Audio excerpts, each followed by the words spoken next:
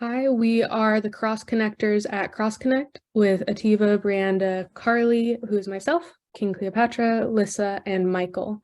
We are Cross Connect where smart collabs happen one connection at a time. So we noticed a problem where emerging and independent artists are from smaller music regions that have less resources and tools to allow themselves easier collaborations across borders. We wanted to solve this problem somehow, and what we came up with was KrossKonnect. This solution is a software concept where it would be seeking to offer a hub for artists of these smaller regions who can then collaborate sonically with the aim of facilitating working relationships that can expand their market reach and fan base, using AI to analyze and provide suitable matches based on similarity of sound profiles and more. And this would be using a starting fee of US dollars $9.99 per month as a subscription fee. So why focus on collaborations? Collaborations is a tried and true method for artists. We want to connect the artists with a new audience, and we also want to explore untapped markets. This also helps bring about more live performance opportunities and additional potential royalty opportunities. As you see on this graph that we pulled from Chartmetrics, is basically showing since 2010 the growth of collaborations within music. This was pulled from all over in the Western Hemisphere of Earth, obviously. And it obviously shows the number of tracks that is progressed over the amount of time. So as you see, it's growth over all genres, even the average growth. So as of the week of February 23, Spotify's weekly top songs global, there's been 31 collaborations. 69% of the songs were individual. Of those collaborations, 66% of them were international, making it a big opportunity for international connections and collaborations with artists. When we want to target our audience for our artists, we want to look at multiple things. We want to look at territory. We want to look at similar market size, demographic, and music styles. We want to make sure that these two artists, that when they come together, the streams will represent that. The fan engagement will also show and prove that this was a good collaboration. And from there, we'll increase concert attendees and sales.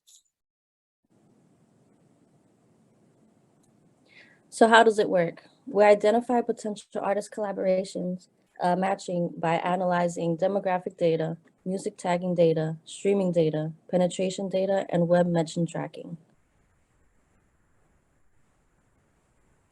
Our data methodologies will be pulling data like Chartmetrics city data and audience tab, as well as Museo's music tagging capabilities to target the best collaboration compatibility.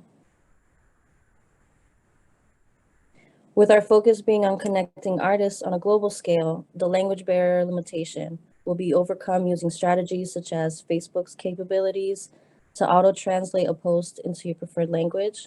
As the company grows, there could be potential to partner with Duolingo with their translations. A good emerging artist collaboration would be Dua and YKB. They can benefit from each other's market, one being from Morocco and the other from Nigeria. Dua is one of 12 artists from the Middle East and North Africa with global hit potential, according to Museo. Her tracks are heavily influenced by Afrobeats, a genre that's slowly gaining influence within the music of the MENA region. Second is the use of English lyrics in an otherwise Arabic song, a fairly common tactic for broadening appeal, and it seems to be working. She has a throng of international fans. And YKB. YKB is a talented musician with a wide range of styles. He has a devoted following because of his diversity, which is a reflection of his varied lineage. And Afrobeats, R&B, trap music, and hip hop are all represented in his work. Dua and YKB have similar audience sizes on Instagram and in terms of Spotify monthly listeners, so they will be a good potential collaboration.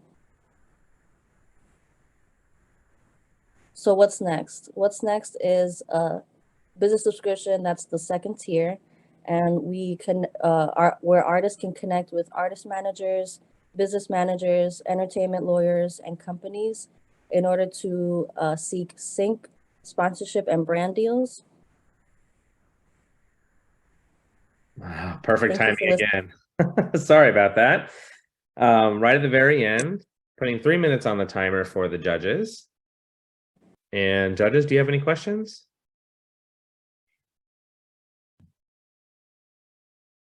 Karen? Yeah. Can you tell me about the data you use to find those two artists as a good match? I used Spotify, their Instagram, and Chartmetric.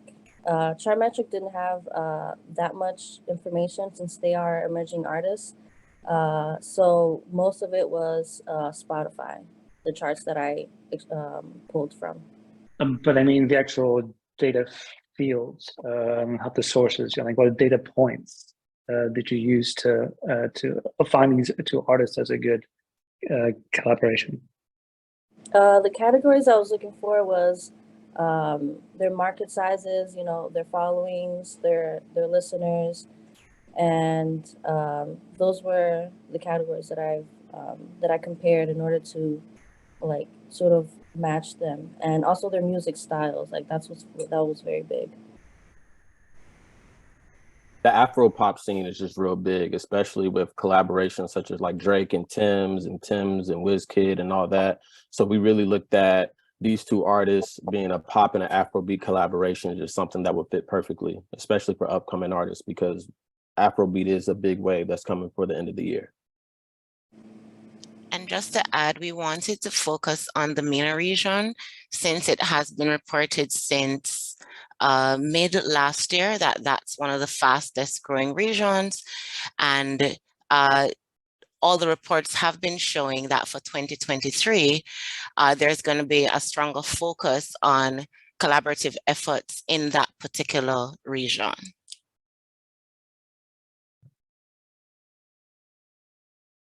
Now we have time for one more short question. Zoe? Thank you. What do you think are the main benefits for a superstar artist to collaborate with like a developing or smaller artist? I believe that it's definitely for a sense of being able to latch on to a new wave. Like when you see somebody like Drake, who's been around for over a decade, he's done that by being able to attach himself to up and coming trends. Whether it be, there was a time he was in the drill scene, the Afrobeat scene, international scene, the Jamaican scene. So that's really the potential will be, artists that may be falling off, we could attach them to an up and coming trend artist that possibly could be on TikTok or anything like that and do a remix. And that could take the artist into a whole new level on both ends, as a new artist and an up and coming artist. Well, I mean, as a new artist and an established artist. And within the UK market specifically, it's been seen that one of the best marketing strategies for younger or newer emerging artists has been to have the validation of a superstar artist, somebody who has had the years of experience. That is a strategy that has been seen within that territory specifically, as well as others. So we believe that that type of connection could still be made. This is a platform that would be accessible for everybody from all sizes, but right now we're looking more at the independent and emerging artists who are wanting to grow together almost at a simultaneous, using one market to another who can balance it out.